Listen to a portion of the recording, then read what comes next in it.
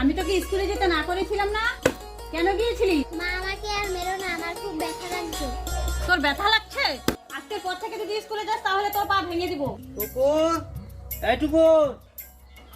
শোন, তোর বাবা এসে গেছে, চুপচাপ থাকবি। তোর বাবার সামনে যদি মুখ খুলিস তাহলে তোর কপালে দুঃখ আছে।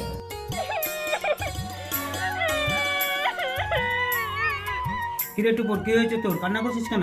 বাবা, তুমি যখন বাড়ি ছিলে না, মা আমাকে খুব মেরেছে। আমাকে আর মা স্কুলে যেতে দিবে না। আচ্ছা, এই কথা, চল আমার সাথে। তুমি কোথায় যাচ্ছ? তুমি আমার মেয়েকে ঘরে বন্ধ করে রেখেছো কেন? আর স্কুলে যেতে মানা করেছো? আমি আর থাকবো না তোমার সাথে, এই বাড়ি থেকে চলে যাচ্ছি। শোনো, তোমরা আমাকে ছেড়ে কোথায় যাচ্ছ?